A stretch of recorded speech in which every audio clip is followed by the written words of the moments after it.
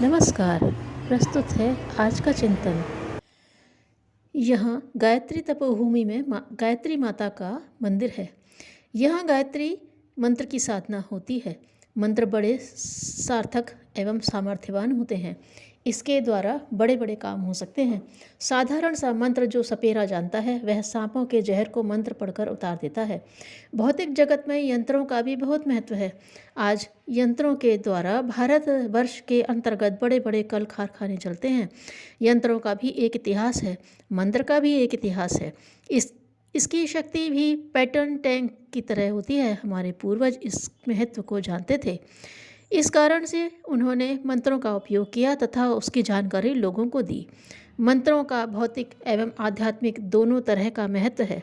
इस संबंध में राक्षसों एवं देवताओं दोनों में विवाद था। राक्षस यंत्र को बड़ा बतलाते थे, अर्थात उनकी दृष्टि में भौतिकता का महत्व ज़्यादा था। देवता कहते थे कि मंत्र बड़ा है, अर्थात अध्यात्म बड़ा है। मंत्र मनुष्य को विचार देता है। मंत्र विद्या का वैज्ञानिक महत्व है। जीभ से जो शब्द निकलते हैं उनका उच्चारण कंठ, तालु, ओंठ, दांतों यानी कि मुख के विभिन्न अंगों द्वारा होता है। इस उच्चारण काल में मुख के जिन भागों से ध्वनि निकलती है उन अंगों से नाड़ी तंतु शरीर के विभिन्न भागों तक फैलते हैं। वास्तव में मंत्र की दो दिशाएं हैं, एक यंत्र और दूसरा मंत्र। इस दुनिया में जो चीज़ें वस्तु के द्वारा बनी हैं वह नाशवान है। हम लोग सभी यंत्र हैं। हमारे खान पान का ढंग एक यंत्र की प्रक्रिया है। वास्तव में हलचल पर दुनिया टिकी है। दूसरे शब्दों में हम यह कह सकते हैं कि हलचल से दुनिया बनी है। इस धरती की हर चीज़ प्रायः नाशवान है। हम बच्चे के रूप में धरती पर आते हैं। वह बच्चा 15-18 साल तक नवयुवक की स्थिति में होता है तो अच्छा लगता है, पर वही बच्चा जब 55वें-60वें वर्ष में पहुंच जाता है तो वह सुंदर नहीं लगता है। वास्तव में ये चीज़ें टिकाऊ नहीं हैं। जब तक आपका शरीर है तब तक आपकी पत्नी देवी अप्सरा मालूम पड़ती है, परंतु जब आप मर जाते हैं तो वह पत्नी एक नौकरानी मात्र शेष रह जाती है। मनुष्य सोचता है कि हमारे पास पैसा होगा तो हमें सुख शांति मिलेगी, परंतु ऐसा नहीं होता है। उसके पास जब पैसा आ जाता है तो चोर डाकुओं का डर बना रहता है। मनुष्य जब BA MA पास कर लेता है तो वह बड़ी बड़ी नौकरियों का ख्वाब देखता है। हमारा सुख केवल कल्पना के सागर में डूबा रहता है जो शेख चिल्ली की तरह कभी भी पूरा नहीं होता है। अगर हम देखें तो यह पाएंगे कि मनुष्य समस्या लेकर आता है और उसी समस्या में जिंदगी भर लगा रहता है तथा अंत में समस्याओं को लिए ही दुनिया से चला जाता है। मनुष्य कल्पनाओं के सागर में डूबा है। यह यंत्र जो मनुष्य शरीर है उसको थोड़ी देर शांति मिलती है, परंतु अंततो गत्वा उसे शांति नहीं मिलती है। अगर मनुष्य को शांति मिलेगी तो मंत्र से मिलेगी, अर्थात अध्यात्म की ओर मुड़ने से मिलेगी। मंत्र जप करने की प्रवृत्ति को नहीं कहते हैं, वरन यह विचार करने की प्रवृत्ति है। मनुष्य इन मंत्रों को अपनाकर अपने दुखों को सुखों में बदल सकता है। मनुष्य अपनी दिशाधारा को बदल सकता है।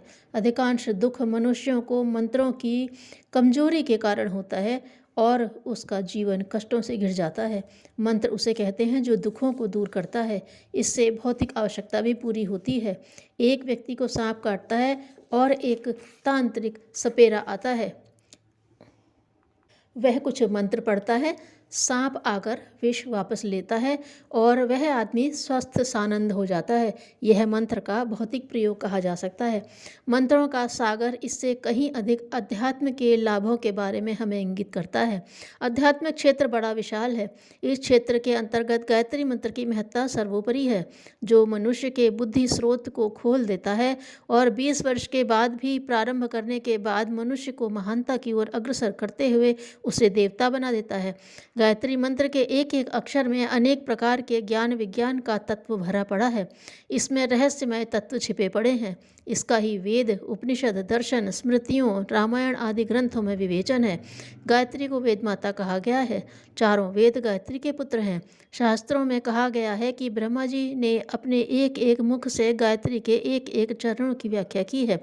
इस प्रकार 4 मुख से 4 वेदों का वर्णन किया गया है। ओम भूर्भुवः स्वः ऋग्वेद, तत्सवितुर्वरेण्यं तत्सवितुर्वरेण्यं यजुर्वेद भर्गो देवस्य धीमहि सामवेद धियो यो नः प्रचोदयात् अथर्ववेद। बाद में इन वेदों के द्वारा दर्शन, आरण्यक, उपनिषद, पुराण, स्मृति आदि का निर्माण हुआ। जिस प्रकार मनुष्य के एक बूंद भ्रूण कलल में मनुष्य का पूरा पूरा स्वरूप होता है, उसी प्रकार गायत्री मंत्र के 24 अक्षरों में समस्त संसार का ज्ञान विज्ञान भरा पड़ा है। इसमें सोना बनाने का भी विधान भरा पड़ा है। गायत्री मंत्र की उपासना सर्वश्रेष्ठ है। इसमें बुद्धि को सन्मार्ग में प्रेरित करने के लिए प्रार्थना है।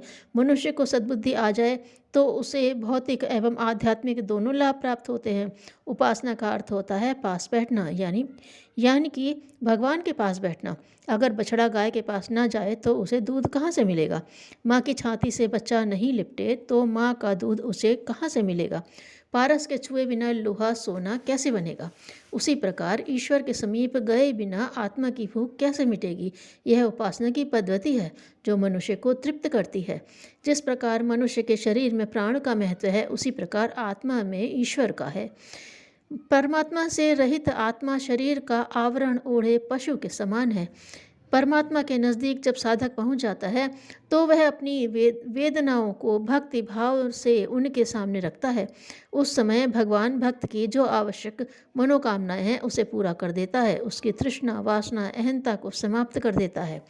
साधक को भौतिक लाभों के अंतर्गत चिरस्थायी संतोष, मनोविकारों का शमन, संकटों का निवारण, सुखी गृहस्थ जीवन, हंसता हंसाता जीवन, लोक सम्मान जैसे लाभ प्राप्त होते हैं। इसके साथ ही साथ उनका परिष्कृत स्वभाव, दैवी अनुग्रह, सेवा की भावना जैसे आध्यात्मिक लाभ साधक को मिलने लगता है, जिससे वह नर से नारायण बन जाता है। हमारे पास तपोभूमि में नित्य एक न एक व्यक्ति आते रहते हैं जिनकी समस्याएं होती हैं। हमने गायत्री उपासना के माध्यम से उन्हें राहत पहुंचाने का काम किया है। एक मध्य प्रदेश की प्रधान अध्यापिका आती थी, उसे नींद नहीं आती थी तथा हमेशा रोती रहती थी। हमने उसे ठीक किया, अब उसको नींद आ जाती है। एक बार हमारे पास एक सेठ जी आए, उनका इनकम टैक्स का घोटाला था, वे परेशान थे। उनके पास कुल पूंजी 32 लाख रुपए थी, इनकम टैक्स का 10 लाख रुपए देना था, वे परेशान थे। हमारे कहने पर उन्हें शांति मिली। हमने कहा कि आपके 10 लाख चले जाएंगे तो भी आपके पास 22 लाख बचेंगे, आप परेशान क्यों हैं? फिलहाल तो जाएगा नहीं, अगर चला भी जाएगा तो भी तेरी कमी पूरी हो जाएगी। हमने उसे गायत्री मंत्र के जप के लिए कहा और उनकी बुद्धि में बदलाव आ गया। बेटे, इस मंत्र की शक्ति महान है।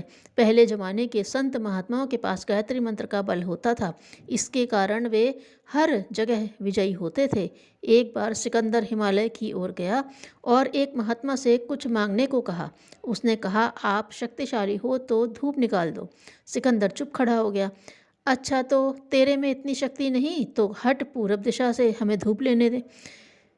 बेटे, यह साहस एवं आत्मबल गायत्री मंत्र का था, जिसके बल पर उस महात्मा ने विश्व विजयी सिकंदर को परास्त कर दिया था। गायत्री महामंत्र एक महान एवं महत्वपूर्ण मंत्र है। जब वह किसी के हृदय में प्रवेश कर जाता है तो अंतः कपाट को खोल देता है और उसका कायाकल्प हो जाता है। वास्तव में गायत्री मंत्र भगवान की एक श्रेष्ठ प्रार्थना है, जिसके अंतर्गत हम प्रार्थना करते हैं, हे तेजस्वी परमात्मा, हम आपके श्रेष्ठ प्रकाश को अपने में धारण करें, आप हमारी बुद्धि को सन्मार्ग में प्रेरित करें। मंत्रों का सूक्ष्म प्रभाव बहुत ही महत्वपूर्ण है। उसमें भी गायत्री मंत्र की महत्ता तो विलक्षण है। इसके जप से उत्पन्न होने वाली शक्ति सारे वातावरण को कंपा देने में समर्थ है। इस महाशक्ति का लाभ जिन्होंने प्राप्त कर लिया है वे धन्य हो गए हैं। इस महामंत्र में सद्बुद्धि ही वह तत्व है जिसके आधार पर मनुष्य का व्यक्तित्व निखरता है तथा उभरता है। आप जानते हैं कि ऊसर भूमि में कोई उपज नहीं होती है। उसी प्रकार भावना रहित उपासना करना निरर्थक है, बेकार है, उससे कोई भी फायदा नहीं हो सकता है। मनुष्य के अंदर राग, द्वेष, अहंकार, कटुता भरा हुआ है। इसके रहते गायत्री मंत्र का लाभ नहीं मिल सकता है। रोमारोला जब आइंस्टाइन से मिले तो उन्होंने प्रश्न किया कि जब भी आप अकेले होते हैं तब क्या सोचते हैं? आइंस्टाइन ने उत्तर दिया, स्वयं अपने को लेकर मैं प्रतिदिन यही सोचा करता हूँ कि मेरे बाह्य और आंतरिक जीवन निर्माण में समाज के अगणित व्यक्तियों का न जाने कितना योगदान है, और इसी अनुभूति से उद्दीप्त मेरा अंतःकरण छटपटाता रहता है। मैं कम से कम इतना तो इस समाज को देकर जाऊं जितना मैंने अभी तक लिया है। समाज ऋण से उऋण होने का और कोई तरीका भी तो नहीं है। एक यात्री लंबे सफ़र में जाते समय एक बियाबान में किसी सुंदर वृक्ष की घनी छाया में रुका। संयोगवश वह कल्प वृक्ष का पेड़ था, जिसमें उसमें इच्छा करते ही कामना पूरी करने की शक्ति थी। यात्री बहुत प्यासा था। उसने इच्छा की कि किसी प्रकार यहाँ पानी मिलता। देखते देखते शीतल जल से भरी हुई सुराही सामने आई। पीकर यात्री ने प्यास बुझाई। अब इच्छा का सिलसिला बढ़ा। भोजन चाहा तो वह भी आ गया, पलंग मांगा तो वह भी प्रस्तुत हो गया। यात्री को आश्चर्य हुआ। उसे लगा कि यह किसी देव दानव का वृक्ष है। ऐसा न हो कि इसका मालिक मेरे ऊपर टूट पड़े और सफाया कर दे। यही हुआ। पेड़ पर से एक दैत्य उतरा और यात्री की गर्दन मरोड़ कर रख दी। मन ही वह कल्प वृक्ष है जो हमारी भली बुरी इच्छाओं को पूरी करने का ताना बाना बुनता रहता है, और उसी के कारण व्यक्ति उत्थान और पतन का भागी बनता है। ज्ञान का अंतिम लक्ष्य चरित्र निर्माण होना चाहिए। धन्यवाद।